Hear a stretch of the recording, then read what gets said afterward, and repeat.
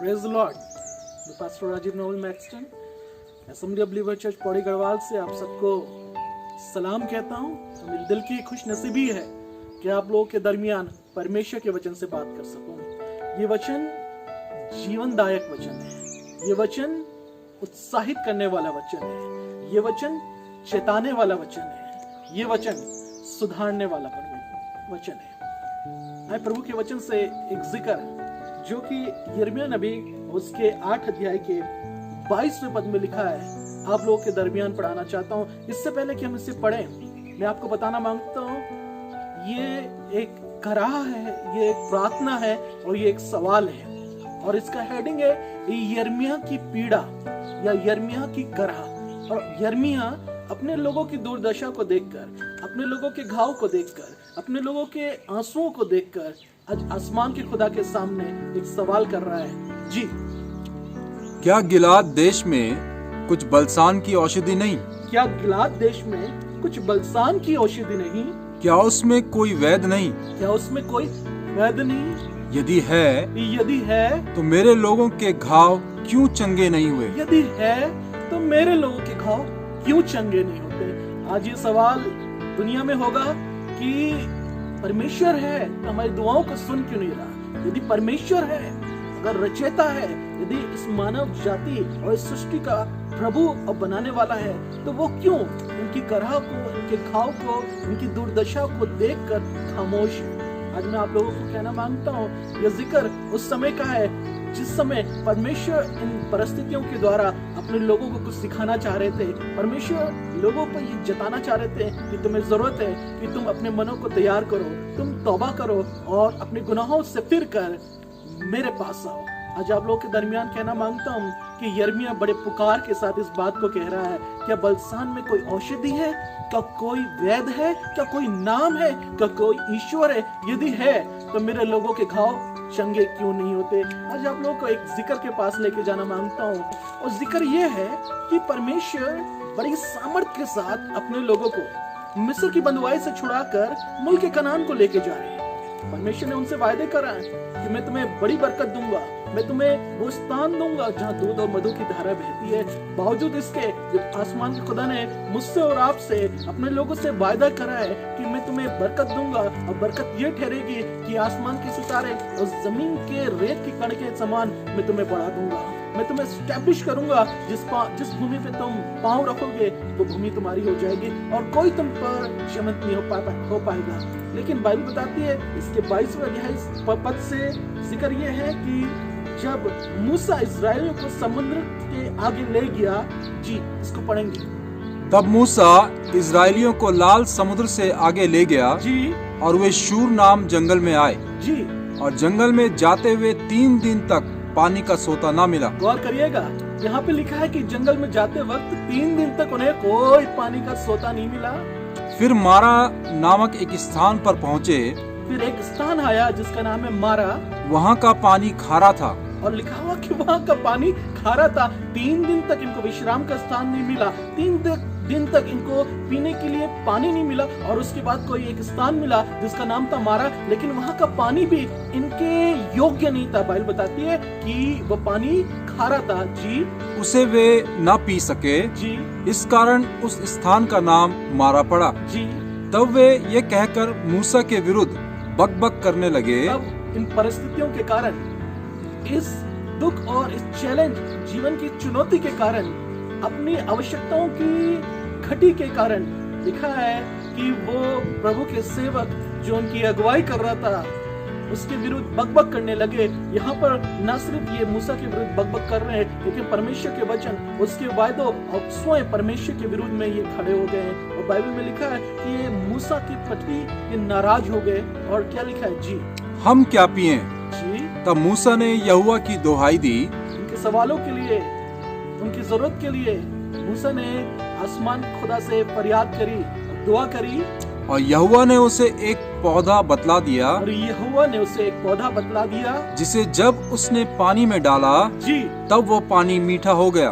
और यहोवा परमेश्वर ने उसे एक पौधा बतला दिया, और जब वो पौधा पानी में डाला गया, बाइबल बताती है वो पानी मीठा हो गया। मेरे दिल की दुआ ये है, जब आप चिल्ली पुकार मचा रहे हो, जब आप चिंतित हो, जब आप भयभीत हो, जब आपके पास सवाल है कि आपकी चीजें कैसी होंगी, आपकी आवश्यकता कहां से पूरी होंगी, कहां से समाधान मिलेगा, कहां से रास्ते मिलेंगे, क्या मेरे पास आगे की आवश्यकता की पूर्ति हो पाएगी, नहीं हो पाएगी। आपका जीवन यदि संकोचित है, यदि आज आपका जीवन किसी बात के कारण से भयभीत है, हाँ, मैं आपसे कहना मांगता हूं, मैं और आप उस यहोवा परमेश्वर से पूछ सकते हैं, उस बाइबल के परमेश्वर से फरियाद और प्रार्थना कर सकते हैं। मूसा सही काम कर रहा था। इजराइलियों, आपको भी ये सही काम सीखना है, अपनी आवश्यकताओं के लिए, अपने जीवन के प्रश्नों के लिए, अपने जीवन के चुनौतियों संघर्ष के लिए परमेश्वर के सामने घुटने टेकने। लिखा है कि मूसा ने जब स्वर्गों के परमेश्वर से फरियाद करी तो परमेश्वर ने उस पर एक भेद को, परमेश्वर ने उस पर एक राज्य को, रहस्य को प्रकट करा, और वो ये था कि एक पौधा, हाँ, एक पौधा उसे बतला दिया। जब उसने उस पौधे को उस पानी में डाला तो वो पानी तुरंत पीने योग्य हो गया। आज आपसे बताना मांगता हूँ, बाइबल का परमेश्वर अपने पुत्र मसीह यीशु को मुझ पर और आप पर प्रकट करना मांगता है। ये पौधा और कोई नहीं है, ये पौधा यीशु मसीह है। ये आपकी जरूरत है। आपकी जिंदगी में तलखी आएगी, आपकी जिंदगी में चैलेंजेस आएंगे, आपकी जिंदगी में उतार चढ़ाव, मुश्किलातें, बीमारी, बदहाली और तमाम चीजें आएंगी, लेकिन धन्यवाद करिए इस बात के लिए कि आपके पास एक यहोवा परमेश्वर है जिसने आपके लिए उस पौधे को अर्थात यीशु मसीह को दे दिया कि आप उसे इस्तेमाल करें, अपने विश्वास के साथ उसका अंगीकार करें। और जब आप उसके नाम से प्रार्थना करेंगे, जब आप उसके नाम पर प्रतीति करेंगे और प्रतीति करेंगे कि वो परमेश्वर का पुत्र है और उसी के लहू के द्वारा हम खरीद लिए गए हैं और हमारे माथों पर उसके लहू की छाप है, मैं आपको बताना मांगता हूँ कि मौत आप पर जीवंत नहीं हो पाएगी। हाँ, आप पर दंड की आज्ञा नहीं ठहरेगी, क्योंकि आप परमेश्वर की संतान ठहरा दिए जाते हो। आपकी जिंदगी की तलखी को आज साफ करने के लिए, आज स्वच्छ करने के लिए, आज मीठा करने के लिए ये कलाम है। मैं धन्यवाद करता हूँ कि आज जब आपके पास सवाल हो, आप इस बाइबल में से पूछ सकते हैं, इस बाइबल में से ढूंढ सकते हैं, अपने घुटनों को टिका सकते हैं। मैं धन्यवाद करता हूँ वो नाम जो मूसा को दिया गया था, वो नाम जो अब्राहम, इसाक, याकूब को दिया गया था, वो नाम जो प्रेरितों पे जाहिर हो गया था, जिस नाम के लिए कहा वो नाम सब नामों में आला है, जमीन के ऊपर और स्वर्गों के नीचे, इसके अलावा और कोई नाम है ही नहीं। मैं धन्यवाद करता हूँ कि उस नाम ने मौत के ऊपर फतियाबी हासिल करी है। आपके जीवन में खारापन क्या है, आपके जीवन में दुख क्या है, आपके जीवन में शराब क्या है, आपके जीवन में शत्रु क्या है, डज नॉट मैटर। लेकिन मैं आपको बताना मांगता हूँ, आपको और मुझको ये बात मालूम रहे कि आपके जीवन में वो पौधा यीशु मसीह है जो हर एक खारेपन को दूर कर देगा।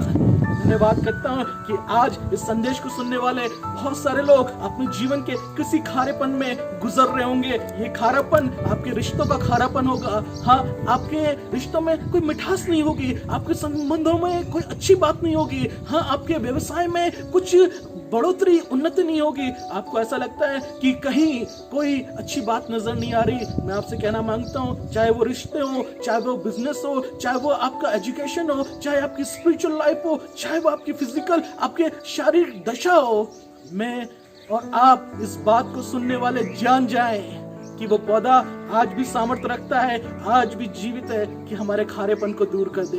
मैं धन्यवाद करता हूँ, ये बात तो मूसा पर, इस्राएलियों पर प्रकट हुई थी कि उस पौधे के डालने के कारण से उनकी प्यास की आवश्यकता पूरी हो जाएगी। आज आपकी आत्मिक प्यास की बात कर रहा हूँ, आज आपकी आवश्यकताओं की बात कर रहा हूँ, जो आपकी रूहानी है, जो आपकी जिस्मानी है, जो आपकी दुनियावी है। परमेश्वर के लोगों, ये पौधा आपके लिए दे दिया गया। मालूम इस प्रकार से दे दिया गया कि वो हमारे लिए काट पे टांग दिया गया और उसका बदन लहूलुहान छिद गया। और बाइबल बताती है कि वो शांत ठहरा, वो चुप रहा, जैसे भेड़ वध किए जाने के समय शांत रहती है। मैं धन्यवाद करता हूँ, ये इसलिए हुआ कि वो हमारी जिंदगी में उतार दिया जाए, हमारी जिंदगी में दे दिया जाए, और जब हम उसको ग्रहण करेंगे तो मैं धन्यवाद करता हूँ, हमारी जिंदगी अगर जहन्नुम भी है तो वो भी फिरदौस में तब्दील हो जाएगी। इस कलाम के सुनने वाले बरकत पाए। जहाँ कहीं ये वीडियो जा रहा है, जहाँ कहीं आप इस वीडियो को देख रहे हैं, मैं आप लोगों के लिए एक बात कहना मांगता हूँ,